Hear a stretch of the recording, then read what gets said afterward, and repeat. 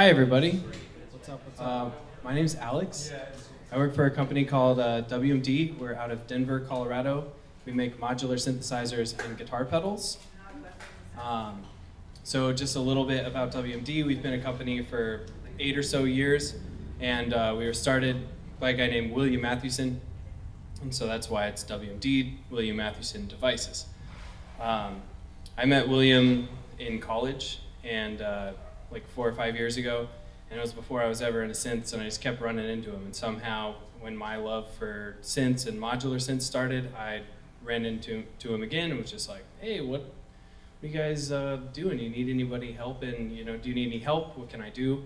And I started just soldering, like after hours, after my other job, and that turned into a full-time job, soldering. And then after that, I just became really familiar with this stuff and started doing all of the sales and all the demo videos. And so that's kind of like what I do for WMD.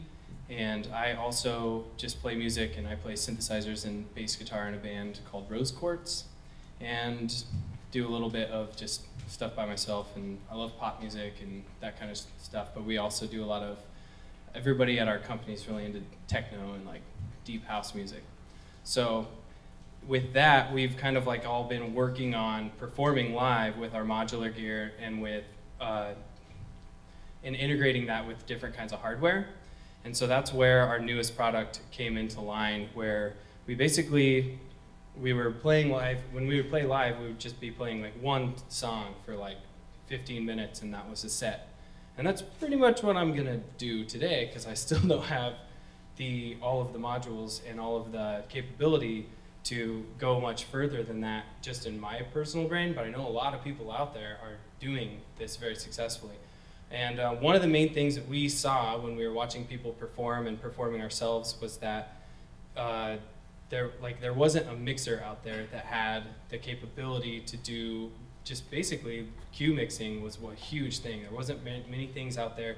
The one allowed you to have a lot of channels, and two would allow you to do cue mixing. So that was like the very first idea behind our mixers. We wanted something that had 8 channels, and we wanted to be able to do cue mixing. And so that turned into what we call the performance mixer. And basically, we might change the name. We don't know what the name's called yet, but this is our final version of it. And we've got 6 channels. And what we decided to do, instead of just limiting you to one input, is you have 2 inputs for each channel. And you can switch between them. You can switch between each of them or sum them as well. And then we've also got 2 true stereo channels. And you've got voltage control over panning over each channel, voltage control over level of each channel, and then 2 auxes for each channel as well. And so the auxes, what we decided to do for this is we wanted to be able to, we didn't really know exactly how we wanted to be able to let you mute them. And so we did a 3-way toggle switch. And so we've got aux 1 is on the top, 2 is on the bottom, and in the middle you've got off. And as well, like we've done just master gain for each channel, just like a normal trim for a Mackie mixer or any sort of thing like that. And we've also got voltage control over the masters of your aux, of both of your auxes, so you can kind of work that way. So just to kind of like show you how it goes, I'm just gonna play some stuff and kind of do what I would do with this mixer in a live situation.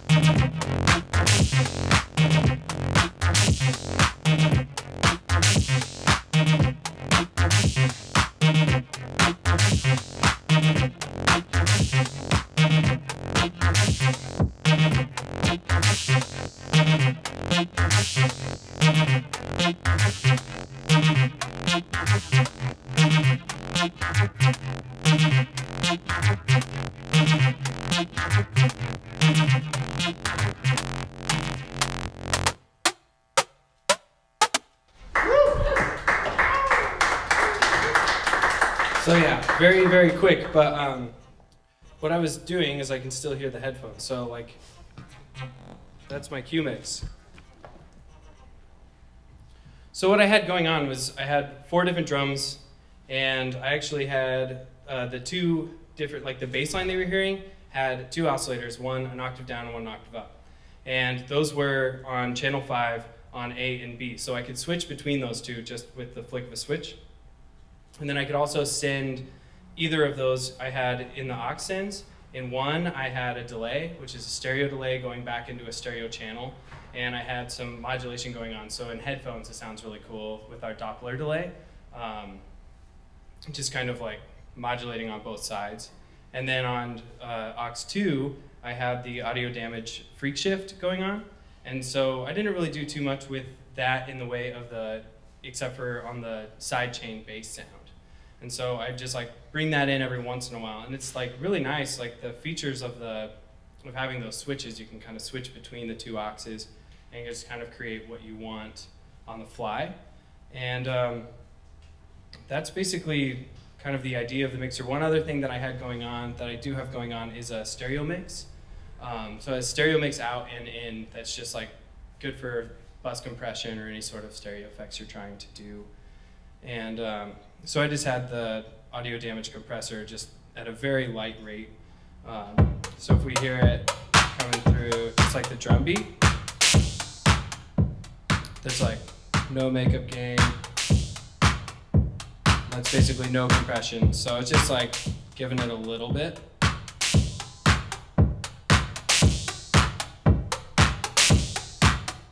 So that just makes everything just sound a little bit fatter and just brings up the, cuts out some transients and just brings up some of the lower volume stuff to just make it a little bit more squished. And then I'll show you again with the, this is what I was talking about with the octaves.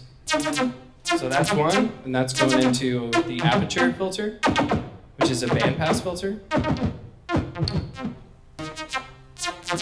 And then the other side was just the PDO. And so with the PDO, I was using no filter, but just using phase modulation to create the timbres that we were hearing in that. So that was just the envelope that's going into all of the bass line, that's controlling all the filters in the bass line, is just going into one of the phase inputs and just changing the phase on the PDO, which is creating that kind of filtery sound, but that's all like comb filtering, basically. And then also one thing I wanted to talk about was the Aperture Filter, and that's our newest product that's out, and it's a variable width bandpass filter. So what's nice about it is you've got basically a low pass and a high pass filter in one, and you can control both sides of them independently or together, just like a normal bandpass. And then we've also got you've got resonance of each side. So when you track them up, when you track that together, it sounds pretty cool. If I take out the filter here, and just give you a basic patch right in.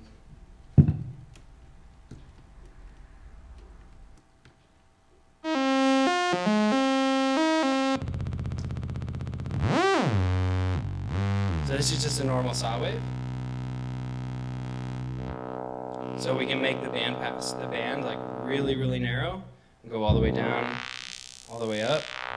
And then we can widen the band and turn up frequency, or turn up resonance on each side. And then you'll hear the peaks come through on each side, like as they come up. So you've got like two different sections of resonance.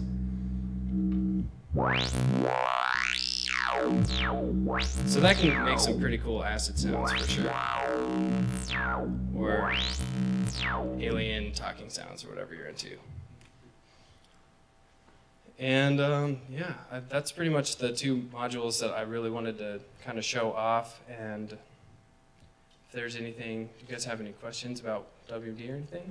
What's the output for the headphones on it? Is it a 3.5 jack? You've got both.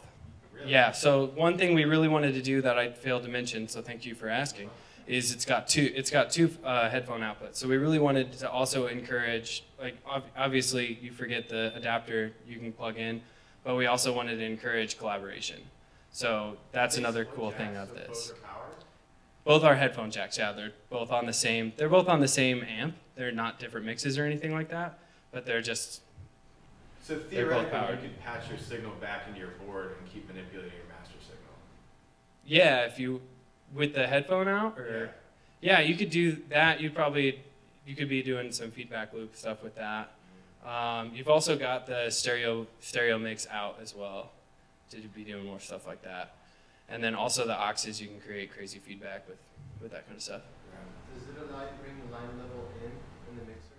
Yeah.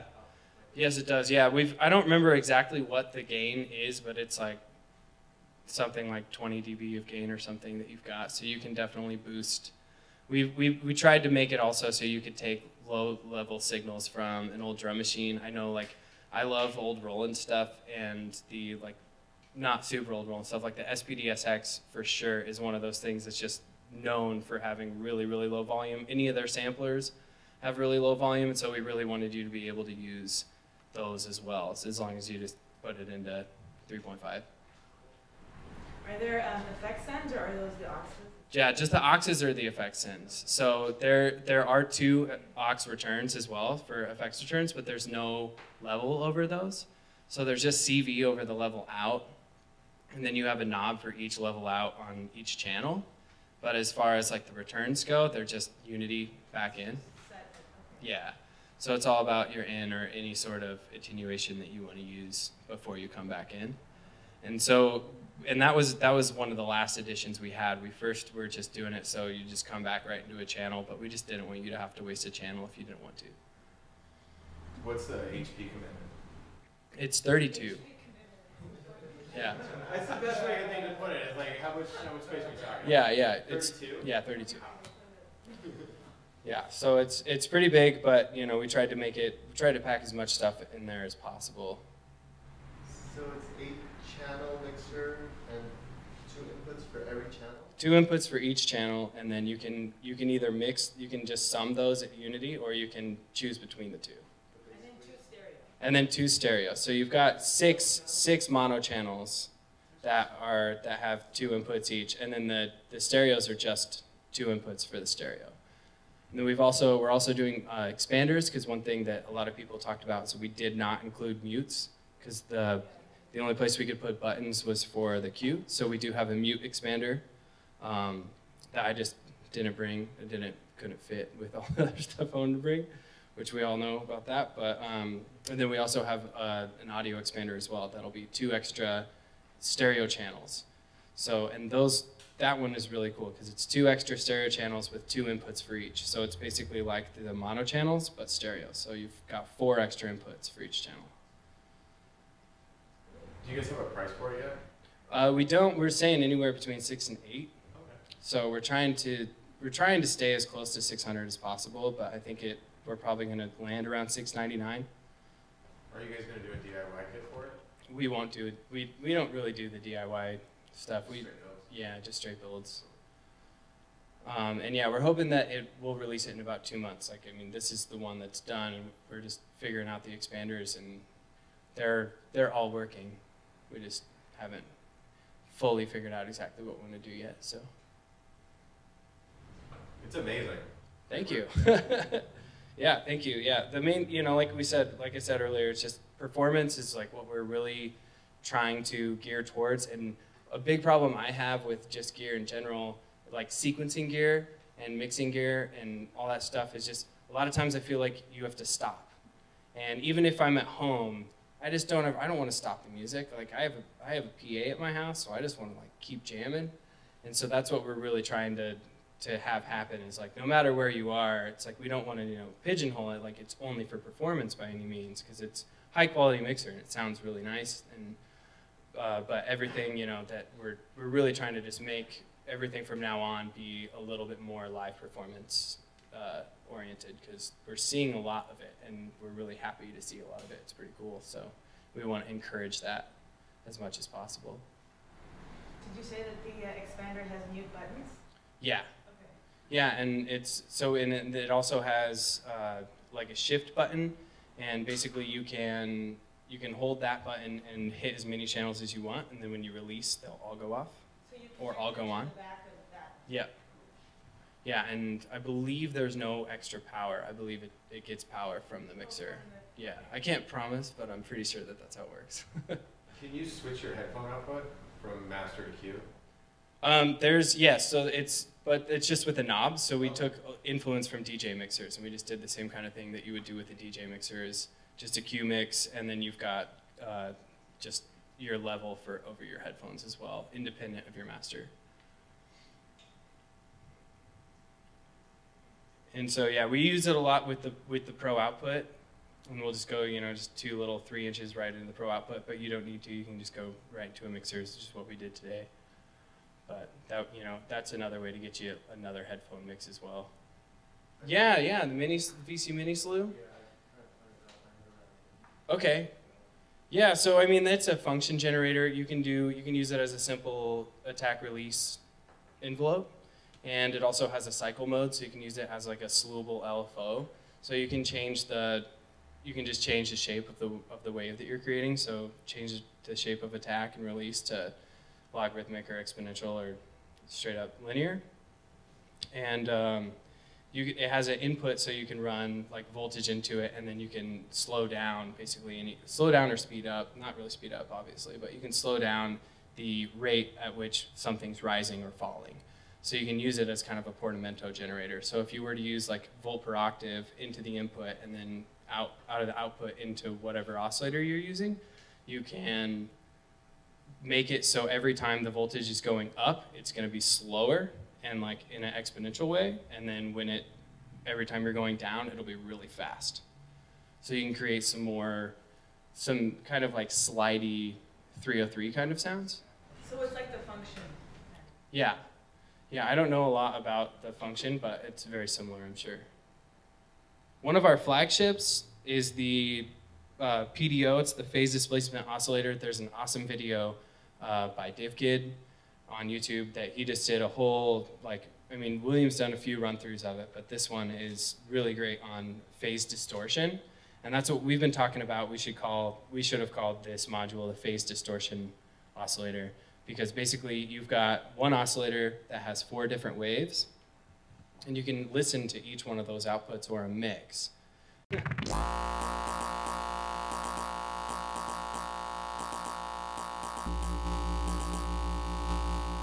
right, so what we were hearing that was my envelope actually hitting the different phase, but you can move the different phase, you can move each wave in and out of phase from each other. So you have 3 different inputs, and the master oscillator is always just going to be your reference point, basically.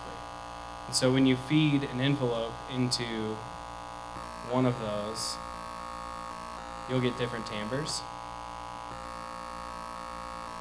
And his video can show it off a lot more than I can just in a couple seconds. But that's one of our flagships, and it also has 2 different expanders, a VCA and a filter that helps with just with the aliasing that happens when you're running all those waves together. And then what else do we have? The compressor's pretty cool. I like the compressor a lot. Sidechain input, and then just basically any feature that any Pro Audio compressor has. You have control over attack and release, and it's got two different stages of saturation, and it's just both like very soft clipping. So that just How many inputs does the compressor have? it's just one in the sidechain. And then it also, you can run two together and connect them in the back and run them as a stereo link. But in order to do that, the knobs do have to be in the same positions. So it's still, you can't make one a slave by any means, but you can make the detectors basically react the exact same. And then as far as and then another one of our flagships basically is the Geiger Counter. That's kind of what got us started. And it's a really cool distortion. So right now, I can go out of 7. We're just listening to, this is just a saw wave. And so now we can decrease the sample rate.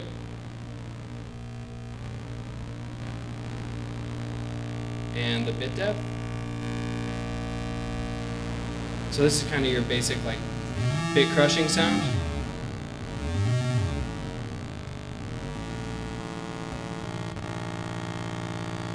And then it also has a wavetable remapper. So what the wavetable section of it does is it tries to take your wave and remap it into a new wave based on a series of voltages. So there's over 200 of them. I believe there's 252 different waveforms that we've created basically just out of tables. And it's we have a guitar pedal out of this, and a lot of dudes, like, that's how we got into Euros. Everyone's just like, we need that in Eurorack. So you can basically turn your saw wave kind of into anything else, into a bunch of different shapes of waves. So that's a fun one. Another cool one is the Doppler, and I was talking about that earlier. So that's our delay, and it's a 2399 delay, just a very popular chip that a lot of people use. It's just kind of like analog E sound. What we've done is we've taken 2 of them and split them to left and right. So you have 2 outputs out of a mono signal in. And you can, basically your first delay time is like a master delay time, so that'll offset the second one and just set the first one. And then the second one you can offset with a spread knob. And so when you do that, you've got fast one going in your left ear, slow one going in your right ear, and there's like a lot of crosstalk and bleed in between. And in the feedback loop, there's 7 different crosstalk modes where you can say in the feedback loop you want B to go back into A. And so there's different ways of doing that. And then when you modulate both of those independently of each other, you can just get some really crazy, spacey, like I just think it sounds like Transformers.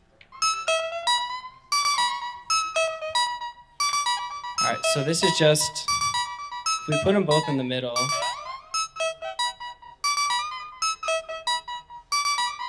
it's gonna sound like a mono delay.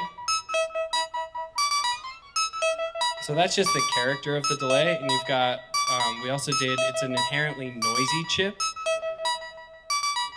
And so one thing we did to kind of fight that is put in a low pass filter on the effects loop. So I'll show you that. So that's with it off. That's no filter. And you can hear when we get into the slower delays, it gets pretty noisy. And so we can filter out some of that high frequency noise. And there's 4 different modes of filtering, so you can just go down to, and then 1 more. So that's it. And then this is what the stereo sounds like.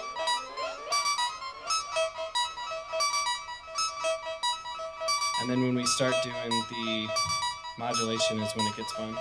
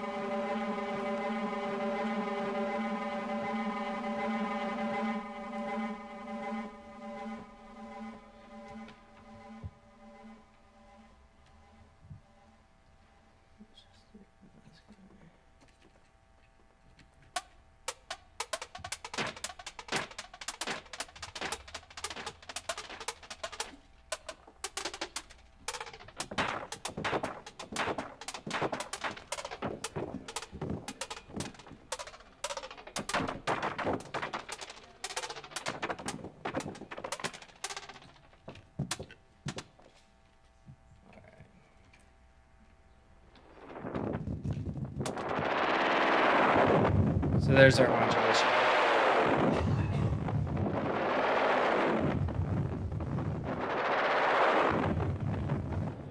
So if we take the region down just a little bit, just give it a little bit every once in a while, you can hear what's going on with the modulation.